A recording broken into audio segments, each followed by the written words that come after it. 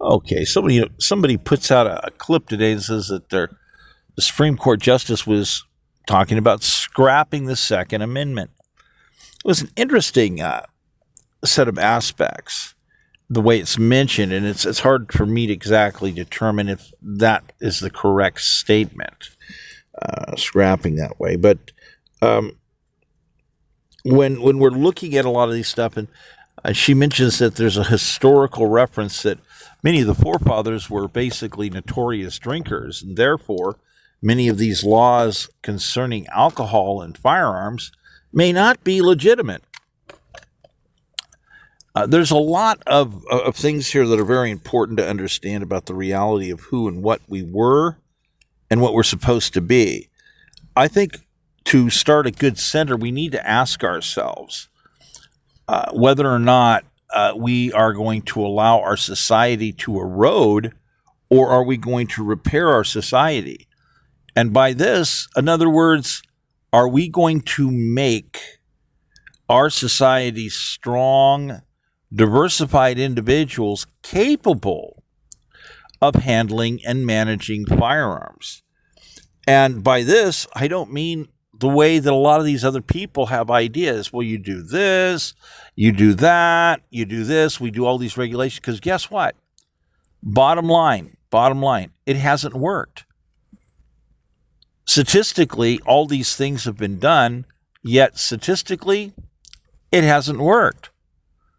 So we have to dig deeper to try to understand what's going on respective to our gun rights and the design of the country. We have to look deeper. We have serious problems in the design of the country that are eroding the skill sets and the mindsets of our citizens. Let's evaluate that, because it's a big problem territory. So as we go to look at this, there's a lot of other references respective to various ways to look at statistics and understand things. For instance, people are bringing into account that we have more immigrants percentage-wise than we used to. At least that's what some people are claiming. But what is it exactly? Because if you make the argument and say there's more immigrants that are being funded and driven to come in and diabolically oppose the Constitution of the United States, this is to say that deliberately parties are wanting people to come into the country and be Marxist, communist, and socialist and overthrow the country. So historically, what are the statistics of people that would want to do that?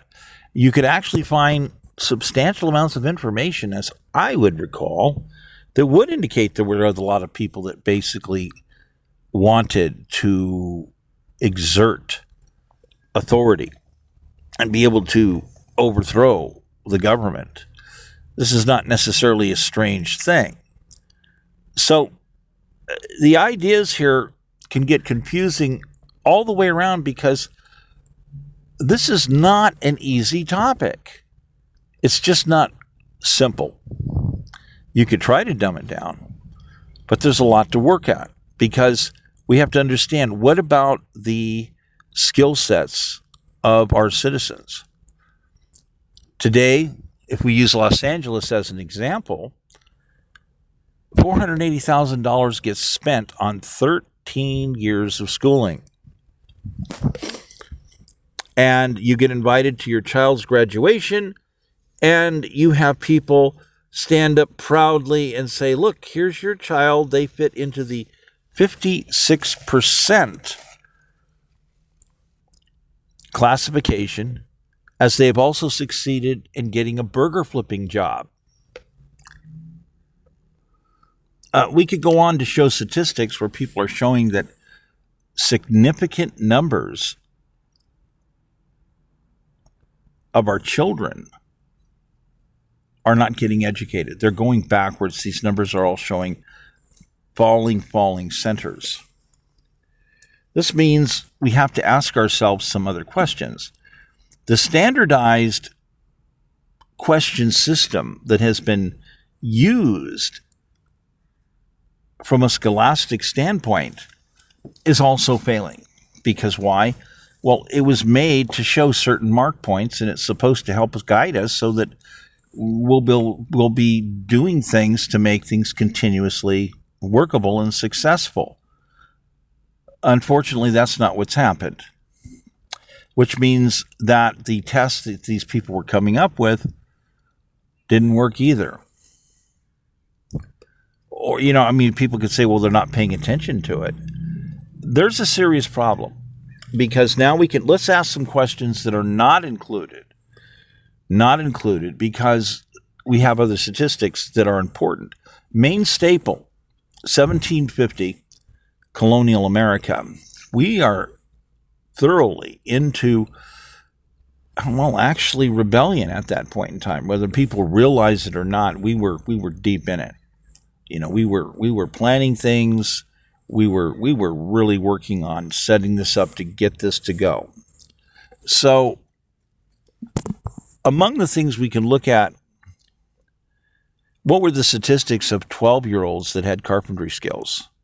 And how many 15-year-olds had basically built their first house by age 15? So if we compare these skill sets, for instance, to Los Angeles, now I will state that in different areas of the country, we have different statistics. We're going to be upfront about that. But if we're looking at LA again, how many 12-year-olds are getting carpentry skills, real carpentry skills? The answer is it's virtually a big zero, according to many people. And then, okay, well, how many 15-year-olds in the Los Angeles school system have built their first house? This is a long pregnant pause area, because it's like, oh, well, this as a test is saying something monumental. It's incredible, because now we have dramatic evidence showing, wow, we don't apparently have any 15-year-olds that have completed their first house by age 15 in the LA school system. Well, how about by age 16? Or what about by the age 17? How about by the age 18? This idea that 56% of graduates look upon their opportunity of getting a burger flipping job, 56%. This is not acceptable. 480 grand spent. Massive resources available. Massive amounts of money have been made available. And what are we getting out of this? A bunch of people are standing up. Well, all I see at this point, blatantly obvious, is fraud. Clearly fraud. Because we have a shocking statistic that shows skills are not being instilled in children. They are not getting the skill sets they need to survive, to literally make with their own hands a roof over their head to protect themselves from the elements. The most basic survival instinct that you would need. And you got people say, oh, well, you do that with the Boy Scouts. Okay, teepee building and survival skills. Okay, yeah, good. But hold on just a minute here. We're talking also about skills that make people bankable.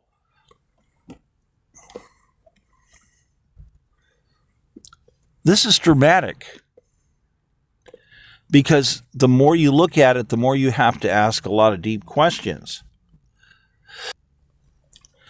Now, when I was in school, there was very little information on the Eskimos, and I got some other documentary stuff that was outside, but 12-year-old Eskimos were capable of building an igloo. They were taught this skill, how to saw ice in custom shapes and make a dome structure that would basically be with the symmetry to be very strong, to basically evenly displace various types of force. And of course, they're also going to melt and merge together.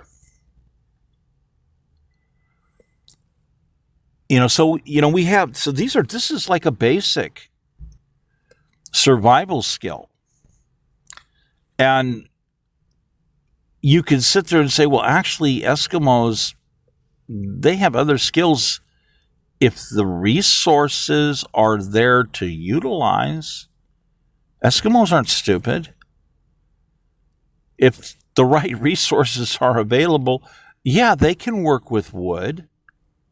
Yeah, they can work with trees. Yeah, they can work with stone. I'm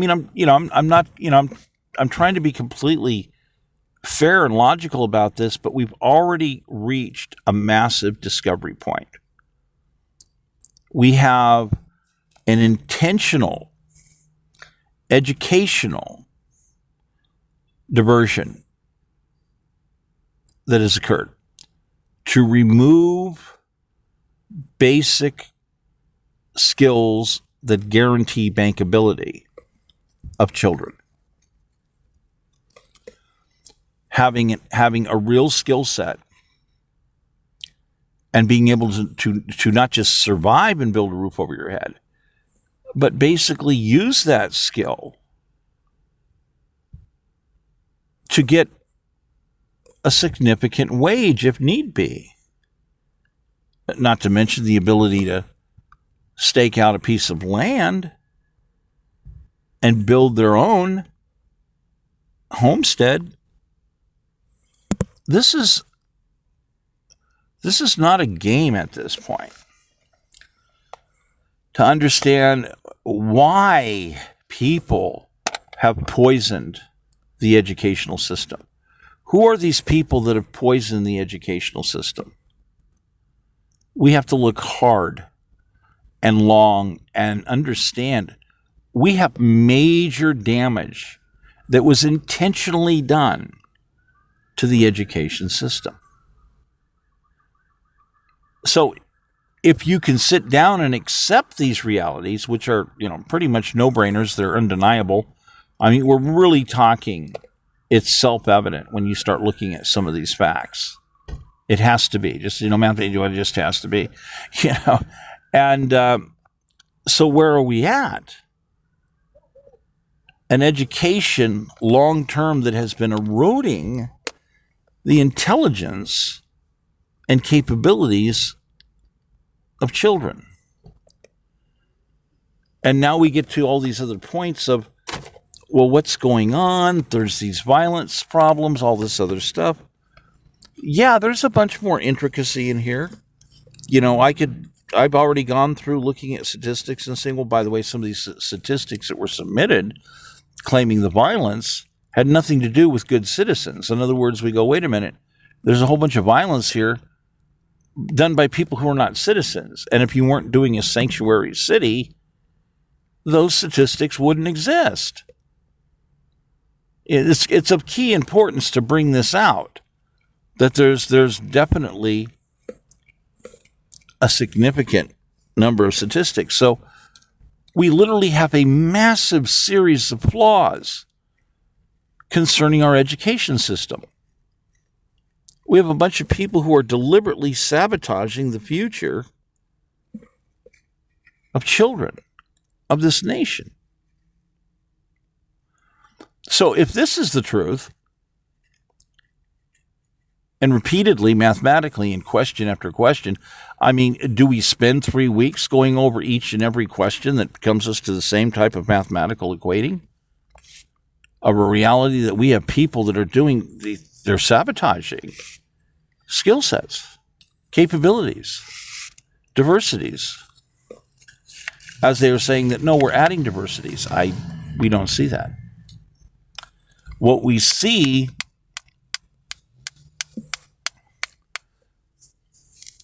is a lot more. A lot more. And the lot more is really big because if you're eroding people's skill sets, then you're eroding, are you eroding the stability of the future of their life? If you're eroding the future of the stability of children's lives, what else are you eroding? What else is being eroded?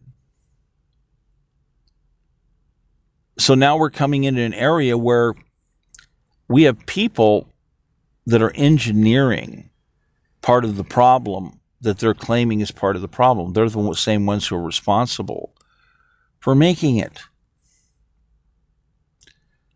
So obviously, I'm sure at this point that 9 out of 10 people clearly understand. We started talking about guns, and we're still talking about how evidence pertains to guns because we have people's skill sets being eroded. We have people's mindsets, their brains being eroded from understandings of stability, being intentionally done by people in government. This is part of mass economic sabotage. This is not a game. This is people who are doing things that are destroying our society. And when you get down and start looking at a lot of this, who is the bulk? Where is the bulk identifying which types of parties, which types of mindsets are basically destabilizing? Marxist, communist, and socialist. Easily, we're looking at them being the significant high percentage, the brunt of deliberate destruction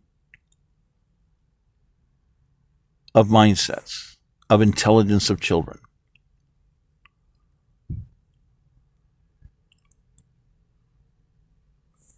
You literally have people that have been trying to work with creating communist worker party themes, socialist worker party themes, Marxist worker party themes. They wanted to create a series of unions and bring a bunch of weird beliefs in. And somehow make people think that maybe they could be a member of their worker party for life. Well, how does that work? In other words, you have people that, they work in the fields.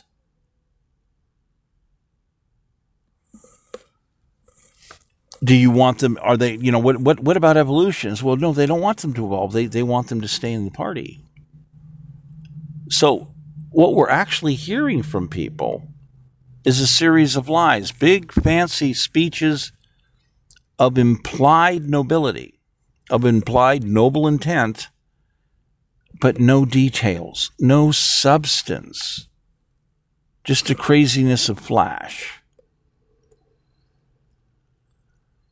As many parties are now basically looking at the numbers, realizing they're going to go extinct because of colonial constitutional capitalism. So we have a lot of serious problems.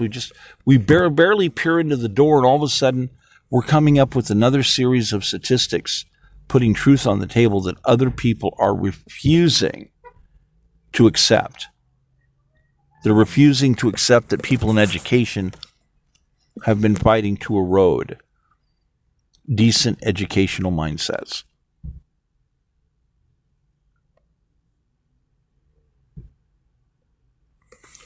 This is really not even funny.